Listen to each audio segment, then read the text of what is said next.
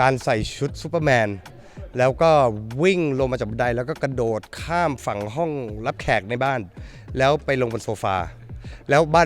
นในยุคนั้นบ้านสมัยก่อนคือจะเป็นบ้านเหมือนแบบว่าแผ่นเหมือนบ้านเขาเรียกอะไรมันจะมีความเป็นส่วนของปูแล้วก็บางส่วนที่จะเป็นวัสดุเหมือนเมืองนอกที่เป็นเหมือนพาร์ติชันไม้เบาๆแบบวัสดุเบาอะไรอย่างเงี้ยครับทะลุแล้วก็โดนคุณแม่ว่าครับผมก็เป็นความแสบของตัวเลยแล้วจำได้ตอนเด็กคือบ้าซูเปอร์แมนมากอะไรอย่างเงี้ยใช่อันนั้นก็เป็นความประทับใจหนึ่งที่เราบินได้ไกลบินได้ไกลแล้วก็ไปให้ถึงผนังวัยเด็กเท่าที่ผมจำความได้คือแม่ตีแต่แม่ตีด้วยความห่วงใย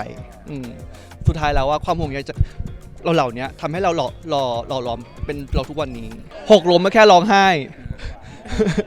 เพราะว่าโตมาเนี่ยมันมีเรื่องราวที่ทำให้เราต้องฮึดสู้ต่อไปบอกตัวผมคนอ่อนแอมากร้องไห้เก่งมากแต่สุดท้ายแล้วว่าเราโตขึ้นเราต้องยิ่งเข้มแข็งมากขึ้นต้องฮีลใจตัวเองมากขึ้นแล้วก็ฮีลใจคนรอบข้างมากขึ้นอะไรเงี้ยตอนนั้นแบบมีพับพี่เลิฟมีแบบฟีลแบบความรักครั้งแรกอะไรเงี้ยแล้วทีนี้ก็เลิกกันไปตามภาษาของเด็กอะเนาะแล้วทีนี้รู้สึกว่าตอนนั้นเฮิร์ตมากเกิดมาเพิ่งเคยมีความรักครั้งแรกอะไรเงี้ยก็เลยร้องไห้แล้วทีนี้แบบว่าเหมือนแบบตอนนั้นเหมือน MV ซีนร้องไห้ก็คือเดินขับรถกลับมาถึงกลับมาจากโรงเรียนถึงบ้านปุ๊บเดินเข้าห้องครัวไปแบบไปนั่งที่โต๊ะกินกาแฟของพ่อแล้วก็ไปนั่งร้องห่มร้องไห้แล้วทีนี้เหมือนแม่กับพี่สาวเห็นแล้วว่าซึมมาทางวีคอะไรเงี้ยก็เลยเดินมาแล้วก็เหมือนเดินมาแบบแล้วเหมือนเห็นพอดีว่าผมร้องไห้อะไรเงี้ยแล้วก็บอกว่า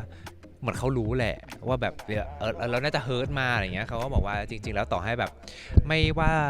มันจะเกิดอะไรขึ้นหรือว่าต่อให้ไม่มีใครรักผมอะแต่สุดท้ายผมก็จะยังมีพี่แล้วก็มีแม่อยู่อันนั้นเป็นสิ่งที่รู้สึกว่าแบบมันเป็นความอบอุ่นที่มันแบบมันเข้าใจความว่าแบบมันวูบขึ้นมาปะมันเป็นนั่นแหละมันคือความทรงจำที่จำได้จนวันนี้แล้วก็รู้สึกว่าดีใจที่ได้มีครอบครัวแบบนี้ครับผมความประทับใจวัยเด็กที่ไม่รู้ลืมอะครับพูดเรารู้สึกตะกะอีกแล้วรู้สึกว่า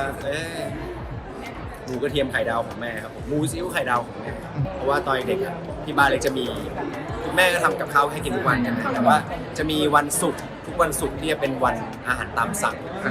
นั่นก็คือแม่ทำอาหารตามสั่งให้กินใครสั่งอะไรแม่ทำอะไรให้กินซึ่งเล็กก็สั่งหมูซีอิ๊วไข่ดาวทุกครั้งเป็นเมนูโปรดเล็กว่าเวลาเราคิดถึงวัยเด็กนะพอไม่คิดถึงอาหารที่กินวัยเด็กไอ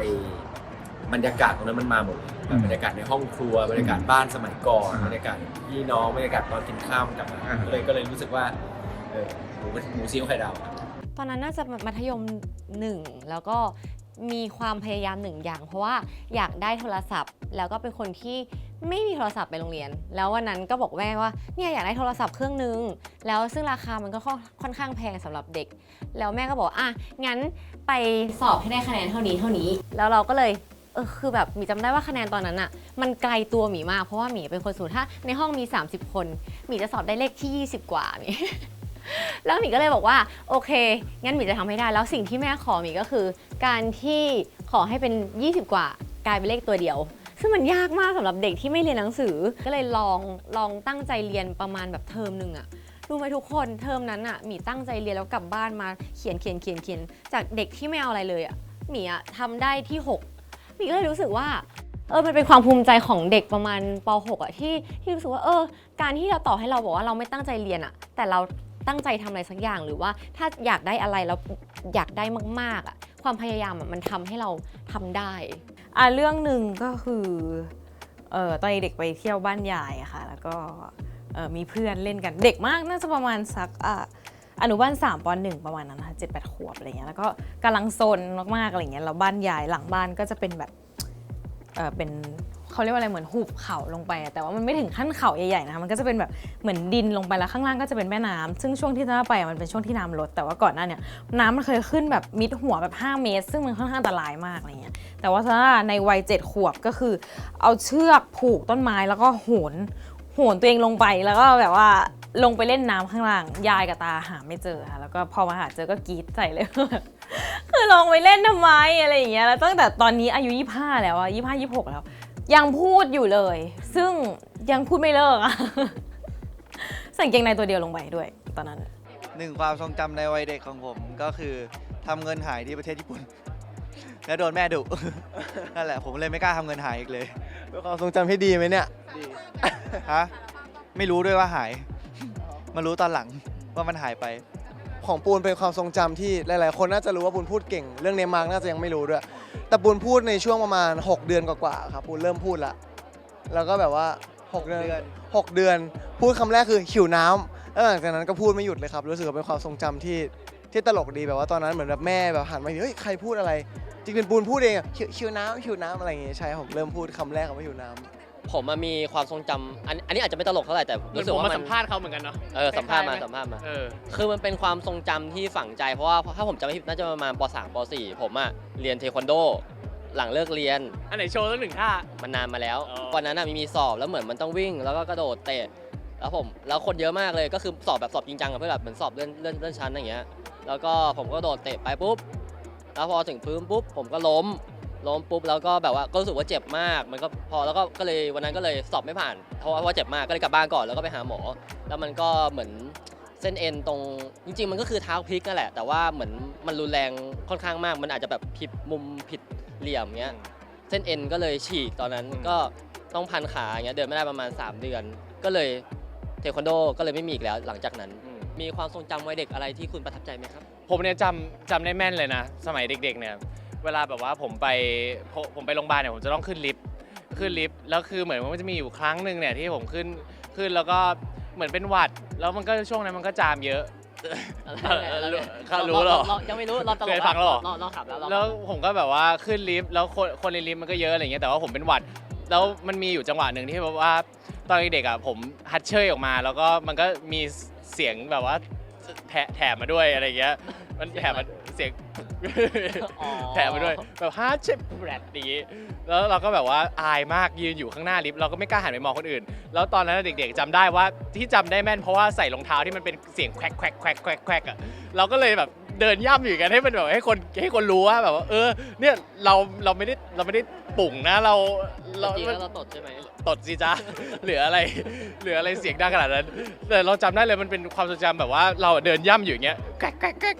กเพื่อให้แบบว่าคนข้างหลังเราเชื่อว่ามันไม่มีอะไรนะมันคือเสียงรองเท้าเตะฟุตบอลตอนเด็กๆดีกว่าที่ไปเตะฟุตบอลแล้วมีคุณพ่อคุณแม่ตามไปเชียร์ครับผมใช่ก็เรียกว่าเป็นโมเมนต์ที่ดีที่ไม่ว่าจะเป็นแบบว่าเรียกว่าไงลูกาฟอร์ตอนนี้เนาะเพราะว่าตอนนี้ที่เรามีงานแสดงอะไรเงี้ยเราก็มีออกงานอะไรเงี้ยเราก็ยังหันไปเจอพ่อแม่คอยยืนดูเราอยู่เหมือนตอนเด็กๆเลยครับที่แฟนคลับเอามาลงต่อๆกันก็จะเป็นเรื่องที่ผมไปเต้นหน้าเวทีครับไปเต้นของช่วงนั้นเนี่ยเป็นช่วงเขาเรียกไงครับเป็นอีเวนต์มอเตอร์โชว์ครับที่เป็นพวกเอารถต่างๆมาเหมือนจำหน่ายกันอะไรซึ่งวันนี้พี่กิจจะโชว์ด้วยนะครับไม่ใช่ฮอหมูขวกเอาไปใช่นะครับก็นะครับเราจะเป็นของเหมือนจะเป็นเขาจะมีอีเวนต์เวลามอเตอร์โชว์ก็จะแบบมีแบบเหมือนเอาวงมาเล่นอะไรอย่างนี้แล้วตอนนั้นจะเป็นวงของพี่ๆ3 บาท 50ใช่ครับแล้วผมตอนเด็กก็เขาเรียกไงก็ซ่าๆไปเต้นหน้าเวทีกับพวกเขาแล้วก็เขาก็ชวนขึ้นเวทีแล้วเต้นเฮฮาอะไรประมาณนั้นเต้นจนเขาเรียกขึ้นเวทีนี่ไม่ธรรมดานะนึกถึงตอนที่เพิ่งหัดเล่นกีตาร์นะครับผมเพราะว่าตอนที่เราเพิ่งหัดเล่นกีตาร์เนี่ยตอนนั้นยังเล่นไม่เป็นแล้วก็เจ็บนิ้วอะไรเงี้ยแล้วเราไปดูเพื่อนเราเล่นแล้วเรารู้สึกแบบเฮ้ยเราอยากเล่นให้ได้อะไรเงี้ยชอบในความที่ตัวเองไม่ท้อในวันนั้นแล้วก็หัดเล่นมันจนเป็นนะครับผมตอนเด็กๆหนูติดแม่มาแล้วหนูไม่อยากไปโรงเรียนค่ะก็เลยเวลาแม่วนรถไปส่งคือหนูจะเกาะแล้วก็ร้องดังมากแล้วจะมีครูที่เป็นเหมือนครูคนโปรดของหนูต้องเป็นครูคนนั้นเท่านั้นที่จะเดินมารับหนูถึงจะยอมลงจากรถของลูกแก้วนะคะถ้านึกได้ตอนนี้ก็คือตอนมันเด็กชอบทำหน้าบึ้งค่ะหน้าหนูจะกลมๆมีแก้มไม่เยอะแล้วก็ชอบทำหน้าบึ้งแบบว่ามันสายบู๊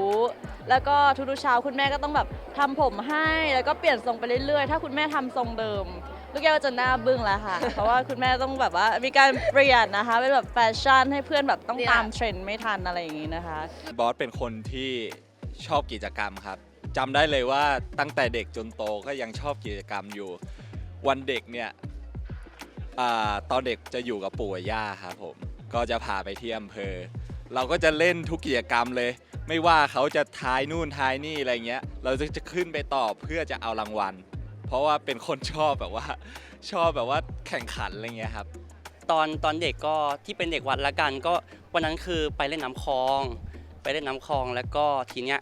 เพื่อนมันแกล้งบอกว่าแม่มาตอนแรกเราก็อย่าแกล้งเลยเพื่อนอะไรอย่างเงี้ยแล้วพอมาสักพักนึงเสียงแม่มาจริงๆแต่เราก็ยังไม่เชื่อเพื่อนมันก็บอกเฮ้ยแม่มาเราก็ไม่เชื่อด้วยความที่ว่ามันเคยโกหกเรารอบนึงไงเราก็ไม่เชื่อ แล้วก็แบบมึงอย่ามาโกหกอย่ามากวนอะไรอย่างเงี้ยก็เลยเดินขึ้นมาเท่านั้นแหละเรียบร้อยโดนฟาดด้วยก้านมะยม แล้วก็โดนฟาดตรงนั้นแล้วก็กลับไปฟาดที่บ้านอีก เป็นความทรงจำที่รู้สึกว่าดีแล้วก็สนุกด้วย เพราะว่าได้เล่นน้ำกับเพื่อนๆแล้วก็โดนแม่ตีอีก แต่ว่าเจ็บมาก ก็น่าจะเป็นช่วงสมัยเด็กๆประถมอะไรเงี้ยครับช่วงแบบรักแรกก็คือผมคิดว่าเมื่อก่อนตอนเด็กๆผมเป็นคนที่แบบว่าไม่ค่อยมีความฝันเท่าไหร่แบบไม่ค่อยคิดอะไรเลยเป็นเด็กหลังห้องอะไรเด็กอ้วนหลังห้องอะไรเงี้ยครับจนแบบว่าตอนแบบด้วยความที่ป๊อปปี้เลิฟอยู่ที่โรงเรียนเราก็อาจจะมีชอบรักแรกของเราทำให้แบบว่าผมตัดสินใจที่จะเปลี่ยนตัวเองครับแล้วก็จากเด็กอ้วนหลังห้องก็เริ่มออกกำลังกายแล้วก็เริ่มแบบอ่านหนังสือทำให้แบบเรียนเก่งขึ้นมาอยู่หน้าห้องเข้ากับเพื่อนได้แล้วก็ชื่นชอบดนตรีครับก็เกิดความฝันขึ้นก็ทำให้ผมมีความฝันตั้งแต่ตอนนั้นแล้วก็จุดประกายครับให้เราพัฒนาตัวเองมาเรื่อยๆจนถึงวันนี้ได้ครับผมน่าจะเป็นช่วงที่แบบอยู่กับพี่น้องครบหน้ามั้งครับแบบ5 คนอะไรเงี้ยเพราะว่าโหมันเป็น10 กว่าปีแล้วมั้งครับที่แบบไม่ได้อยู่บ้านเดียวกันกับพี่น้องอะไรเงี้ยแล้วเมื่อก่อนที่มันอยู่ด้วยกันมันก็ทะเลาะกันนะแต่มันสนุกจังมันมีอะไรเล่นกันทุกวันเลยครับไปโรงเรียนก็ต้องขนไปพร้อมกันเรียนโรงเรียนเดียวกันกลับจากโรงเรียนก็แบบไอ้นี่อยู่ตรงนั้นไอ้นู่นอยู่ตรงนี้ไอ้นี่อยู่ตรงนี้ก็ต้องลากมากลับพร้อมกันอะไรเงี้ยใช่ก็เป็นช่วงเวลาที่แบบมีความสุขมาก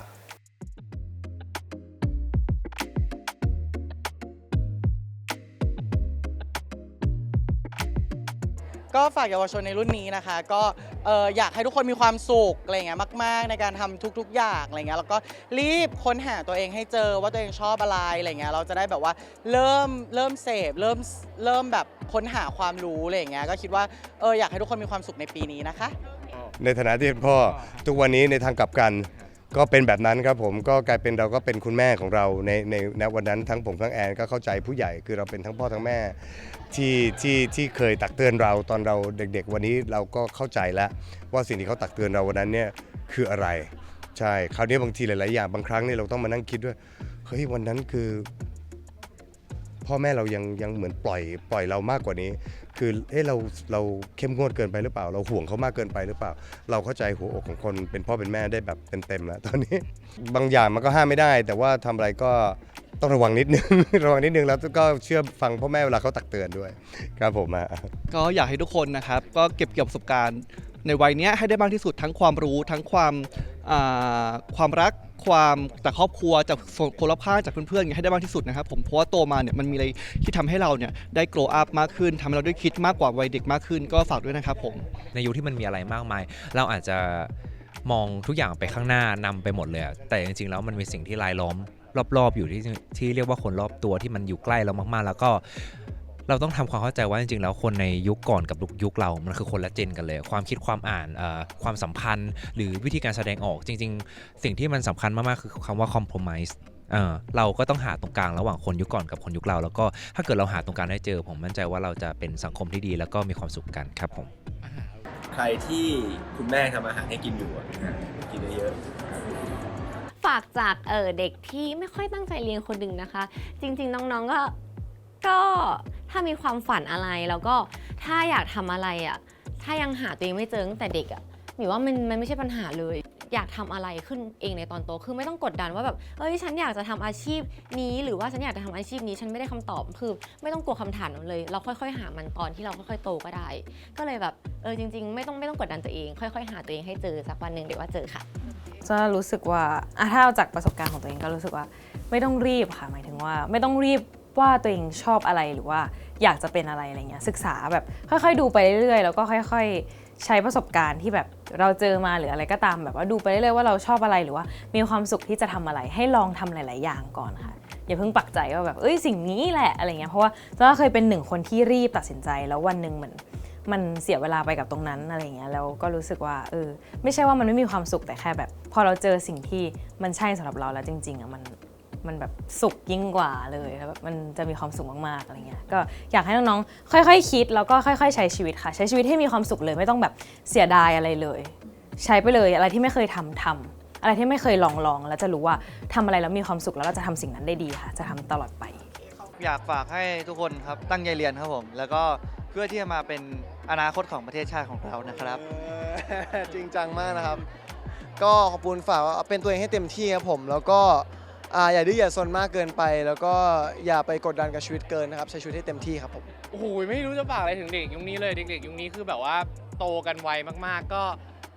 ฝากอะไรดี ก็เด็กยุคนี้แบบว่าผมเข้าไม่ถึงเด็กๆยุคนี้แล้วถ้าฝากก็อยากจะให้น้องๆทุกคนใช้ชีวิตด้วยความไม่ประมาทแล้วกันครับก็คิดจะทำอะไรก็คิดดีๆก่อนที่จะทำก็จะได้ไม่เสียใจภายหลังแล้วกันเอาประมาณนี้แล้วกัน ฝากแบบว่า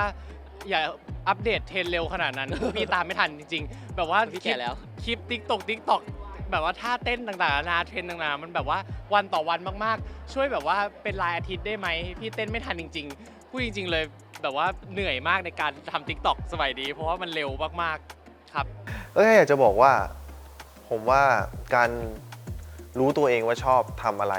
จริงๆอ่ะสำคัญมากมันจะไม่เสียเวลาเราก็จะไม่ต้องลองถูกลองผิดกับสิ่งที่คนมาบอกว่าเราต้องชอบมันเพราะว่าแบบคนอื่นอยากให้เราเป็นแต่เราไม่ได้อยากเป็นมันอะไรอย่างเงี้ยครับคือค้นหาตัวเองให้ได้เร็วที่สุดแล้วพอเจอแล้วก็แค่มุ่งไปกับมัน